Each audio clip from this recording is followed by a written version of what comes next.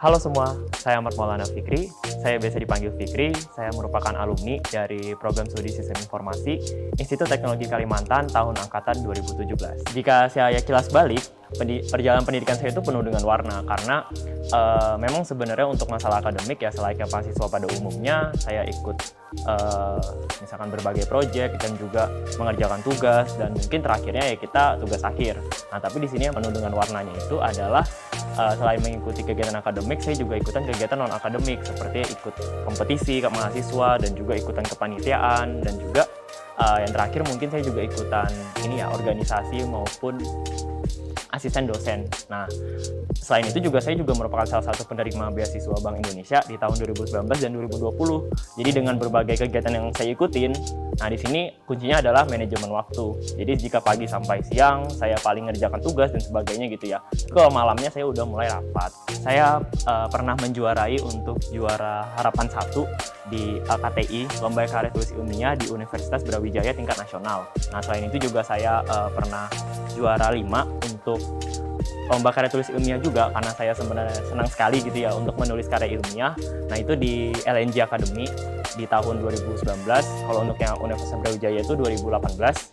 Nah, ya setelah itu juga pernah ikut juga PKM dan terdanai di bidang teknologi di tahun 2020. Dan mungkin yang terakhir itu saya mendapatkan runner up di Pertamina Innovation Project di tahun 2021.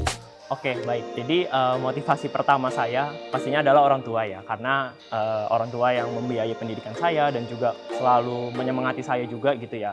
Karena saya juga pastinya tidak tega gitu ya, udah membiayai pendidikan dan juga sudah menyemangati, masa kita tidak membalas budi mereka seperti itu. Nah, situ juga saya akhirnya tergerak untuk bisa mengusahakan yang terbaik agar orang tua saya juga bisa bangga dengan apa yang saya capai.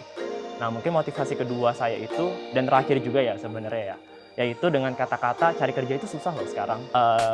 Kalau misalkan nih kita gagal, atau misalkan saya gagal gitu ya, kalau misalkan saya gagal, ya saya akan coba terus dan akan saya evaluasi ke depannya. Dan alhamdulillah ternyata sejujurnya ini adalah bonus bagi saya gitu ya, karena saya selalu ingin mengusahakan yang terbaik dan ternyata diberikan hasil yang seperti ini, yaitu mendapatkan IPK tertinggi. Selama saya kuliah 4 tahun di ITK, saya merasa bahwa ITK itu, khususnya mahasiswanya ya, mahasiswa ITK tuh harus punya rasa anti insecure gitu, dan juga mental yang kuat untuk mahasiswanya. Kita pasti akan berkompetisi di kampus-kampus luar, di mana mungkin kita juga akan berkompetisi dengan top 10 university di Indonesia.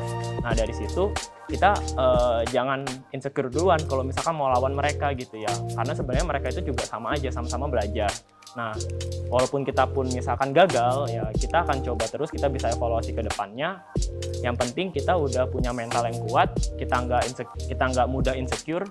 Jadi nanti waktu kita udah bisa berkompetisi sama mereka, ya kita bisa mengusahakan yang terbaik. Memang ITK ini usianya tergolong muda, tapi sangat suportif di sivitas akademikanya, sangat suportif sekali untuk mahasiswanya, seperti dosen-dosennya maupun teknik-tekniknya gitu ya. Yang dimana di sini kita melihat sendiri bahwa prestasi ITK itu udah tergolong banyak untuk usianya masih muda. Pastinya saya bisa mencapai berbagai prestasi tentu karena adanya support dari seluruh sivitas akademika ITK, baik dosen, teknik maupun juga mahasiswa dan teman-teman saya yang lain gitu ya.